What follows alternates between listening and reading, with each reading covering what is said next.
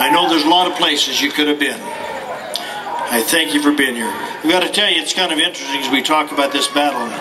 This is a battle of epic proportion. I mean, we asked the federal government for help, and we got sued. So, I guess you have to be careful how you do it. But I'll tell you, if our leaders want to address the growing disdain, they must first restore the American people's confidence. If they say you're going to secure the borders, then secure the borders. If you say you're going to enforce the law, enforce the law. If you take an oath of office, you ought to keep it. I, for one, don't apologize for the great nation we live in. I, for one, don't apologize for demanding our borders be secured, our laws be enforced. And you heard Mark Spencer earlier tonight talk about some of the tragedies, real people. Families that will never recover from losing their grandpas and their dads and their husbands. And yet that seems to be collateral damage for some. Just before I go on, and I want to introduce some folks. You know, you can't win this battle unless you put people that are in place that'll really fight, warriors. You can't win if you send people to Washington, D.C. and become a part of Washington, D.C. You can't win this war if we send people down that are willing to sacrifice their morals, their integrity, and the promises they made to you to become a part of that establishment. We owe our people. You have a constitutional right to expect your laws to be enforced and protected from those who break them. Just before I introduce some of these folks, I want to explain something, and we're all pretty unhappy with what Judge Bolton did. I hope she gets that Ninth Circuit Court appointment. But if you read the decision, it's pretty pathetic. I mean, the reason we're in trouble, and I'm not going to lay the blame all on the federal government, folks. It's like Hurricane Katrina. The blame lays at the state, the federal, the state, and the local level. States have inherent authority to enforce these laws and have stood on the sidelines and been spectators to the destruction of your neighborhoods, your country, and to tolerate growing crime. States have never been preempted from enforcing these laws. Had Congress wanted to preempt the states, they would have used what are called their plenary powers. That's never been done. The 5th, 6th, the 8th, the 9th, the 10th Circuit Courts have all ruled on states' inherent authority. And when I say inherent, it's not delegated authority.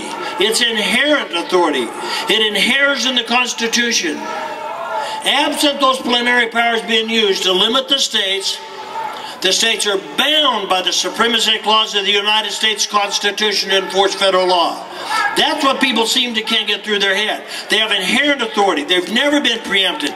And yet we have sanctuary policies that ignore the rule of law, put handcuffs on our law enforcement, tell them they can't do their job. It's in violation of federal law, yet they don't sue them for violating the law, but they sue Arizona because we decide to defend our citizens and protect them. It's pretty embarrassing when you think about it. I want to tell you real quickly on the law, Susan Bolton. And again, I do hope she gets that appointment. It'll add to the great brain trust, the absence of, on the Ninth Circuit. But anyway, she wrote this law, and if you listen to it carefully, she said she's concerned about the burden it'll place on the federal government. Never mind the burden it places on you. The deaths, the maimings, the cost. $2.7 billion in Arizona, according to a new study, to educate, medicate, and incarcerate. In Phoenix, #2 in the world in kidnappings, become the home invasion, carjacking, identity theft capital of the world. And yes, there's good people come across that border looking for a better way of life. I think we all understand that. But there's a lot of good people that have stood in line to come the right way. And when they come through illegally, they're criminals. Again, Arizona didn't make illegal illegal. I know it's hard to believe, but illegal was already illegal. Illegal is not a race. It's a crime. And here in Arizona, we recognize that. Well, the good thing about 1070, I heard somebody yell over Obama's illegal. I don't know if that, but I do know he's worried about coming to Arizona. Thank you to 1070.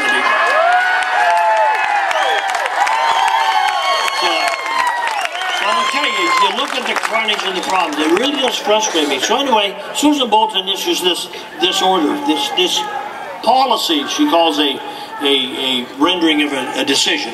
Actually, you got to understand, the parts that she tried to gut, it's a temporary injunction. And I'm telling you here, it will be temporary. Because when I get to the Arizona Supreme Court, it'll be restored. But let me tell you what's still in the bill. You don't hear from the media. You think 1070 was all set aside. Not true.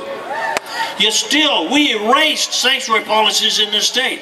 Under state law now, having a policy that restricts law enforcement in any way, limits or restricts them enforcing the law is illegal. I hope Jack Harris from the city of Phoenix is still writing that new policy that he's mandated to write now. And in our founding document, it's very clear that we the people are in charge. Well, I want to tell you, we put we the people in charge in this bill. You can sue your government if they refuse to protect you from those who break our laws.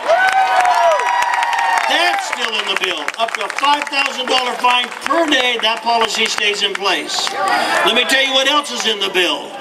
It's illegal to pick up an illegal alien, day laborer, and if you do, you can go to jail. Your vehicle will be impounded, mandatory 30 days. It's illegal to harbor, aid, and abet, or transport an illegal alien in the state of Arizona now under state law. That stayed in place. So I want to tell the people that think they're celebrating in the streets, don't celebrate too loud. We've taken the handcuffs off from law enforcement. You know, I've never believed in quota systems, and so I've just made it very clear to Phoenix, my good friends, you can arrest as many as you can get in the car. We're not going to put a limit on it. We are going to take back this nation. This is a battle, like I said, of epic proportion. This is no different than the battle of the Federalists and the non-Federalists. This is a battle between states and central government. Again, this is inherent authority. They're trying to rob the state of Arizona from their inherent authority to protect their citizens. An inherent obligation, an inherent duty. Not only the oath we take before God, this country, and our constituents. It's a moral obligation we have. Those folks, and during the debate of 1070, during the debate, Rob Krentz, a friend, I consider a friend, whose family's ranched on the border for 5 generations, murdered.